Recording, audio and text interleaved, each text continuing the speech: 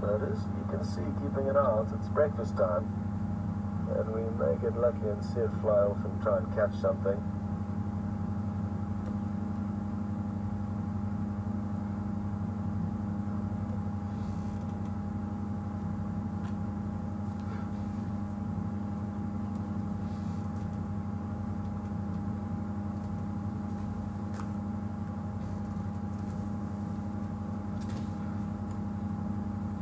Certainly they're only going to be here for a few more months, probably heading off any time in April, further north up into Africa. And it's something that really fascinates me, these migratory birds. I mean, the intra-African migrants, so they don't leave Africa, still cover huge distances and see incredible places along the way. But it's the Palearctic migrants that make it all the way to Europe and Asia. It really fascinates me. A lot of the time, especially, you would assume that it's the bigger birds with large wingspans designed for... Oh, there it goes. It hasn't made a kill there, I don't think. It was simply... But the Woodlands Kingfisher is the one on the bottom right here that you're looking at. It. You can actually see very well here how the mandible color changes between the adult and the immature. So that will confirm that I wasn't talking nonsense, and it was a youngster. So, that's great, and glad we got to share that with you. And we will continue now on the search for the leopard. Brian.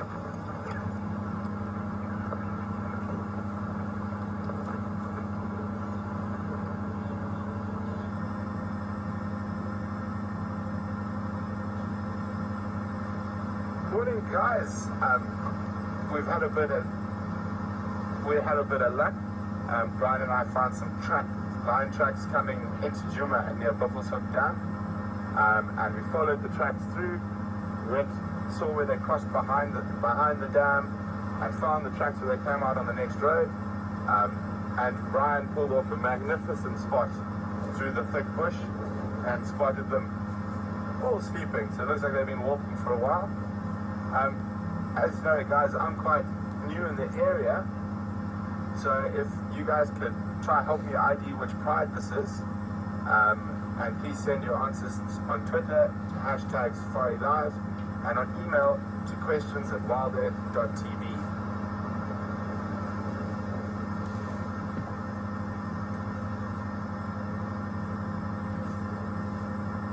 Smelly cats. I have a suspicion this could be the same crowd we saw the other day, but as I said, being new in the area, I don't know the animals well enough.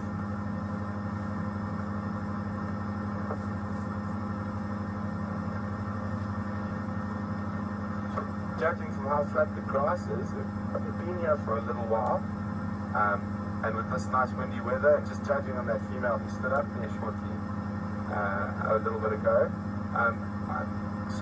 strong suspicion they might get up and move again in the next half an hour to 45 minutes.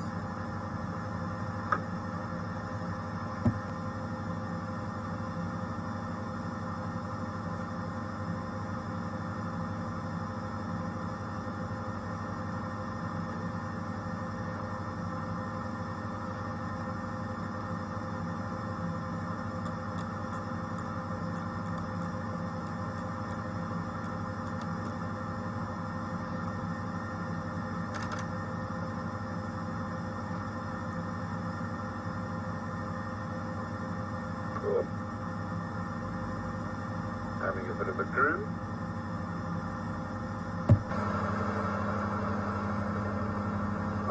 Just a quick update on the baby hippo carcass. One of the reasons we wanted to check the dam this morning is in case lions or hyenas might have found the carcass. It doesn't look like these guys fed on the carcass recently, and we weren't able to find the carcass. So it's difficult for us to guess what happened to that baby hippo carcass.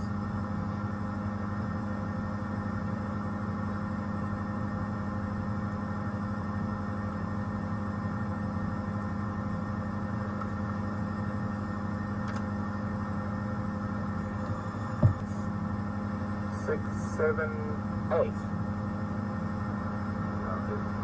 Do you know how many lions there should be on this pride? I'm not too sure. Maybe that's another one back to you guys. Could you guys tell me? That's correct. 7 lionesses and 1 young male. The young male is sort of, if I go slightly to the left of the female grooming, there we go. That's the young male that's sleeping with his bum towards us. And then probably the most difficult one to see, if we go left again a little bit, behind the little monkey orange plant, all we can see is just the ear sticking out there. And I'm quite sure that's the one Brian spotted, the most difficult one.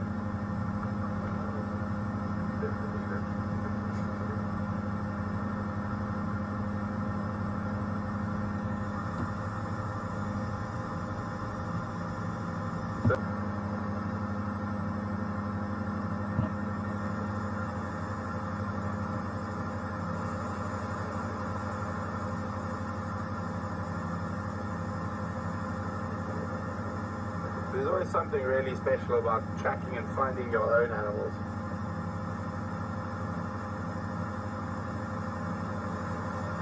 So just another quick update on that baby hippo. We're not entirely sure how the baby hippo died.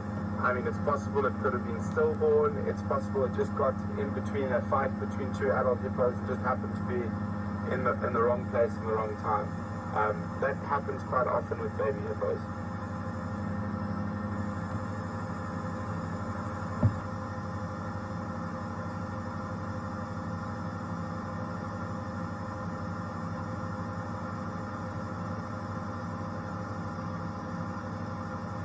On a whole, this pride looks to be in very good condition.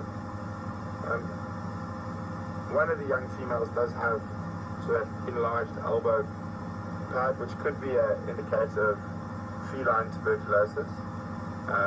Probably is. There's quite a lot of speculation on how bad bovine, or they generally get it from buffalo, so bovine TB, which transmits into feline TB, is for animals.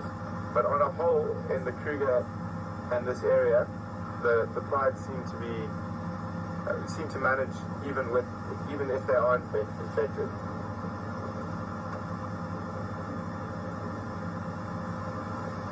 Sorry, Andrew, what was that?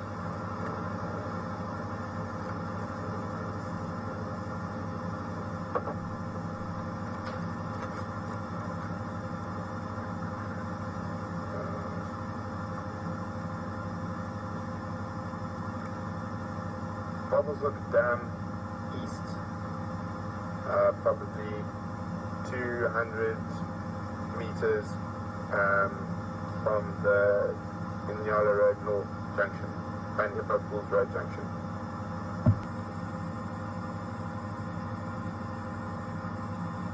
Good morning, Susan from Tennessee.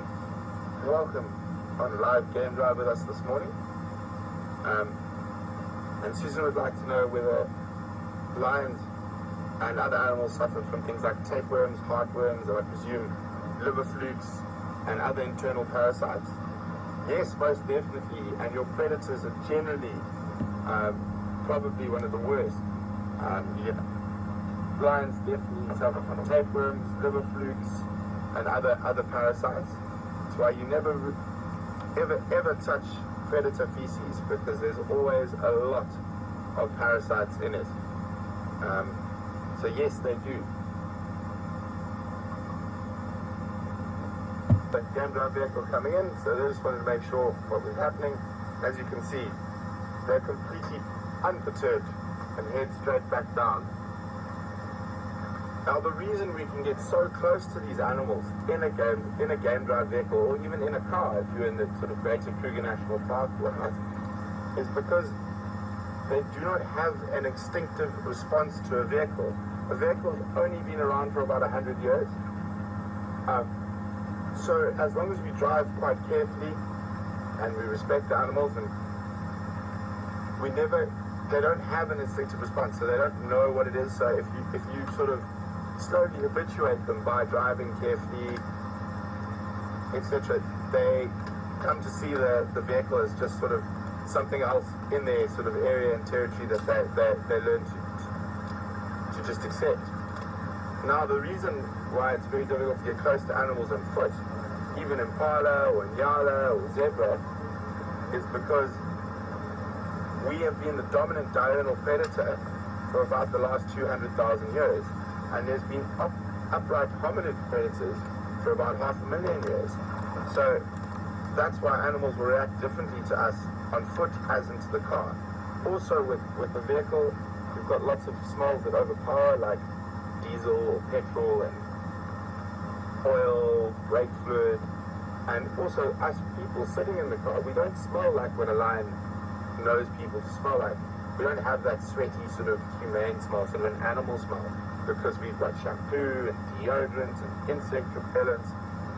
So they don't actually recognize that there are people in the vehicle until someone stands up. And what that does is a lot of people say it breaks the outline. It doesn't really break the outline. What it does is you suddenly stand up and you have the bipedal figure, which is very, very specific to man, and man is a predator and in close proximity to the animals, and that's what generally causes them to either growl or run away, or in the lion's case, or become aggressive or scared. But as long as you keep seated, there's not a problem, and the lions just don't have that ancient instinctive response to it. And the young boy is rolling over. When the lions start doing this, touch each other quite closely, not always, but it is quite a good indicator that they're going to maybe start moving, especially if they stand up, start stretching, walk a few paces, flop down onto another one of the lions.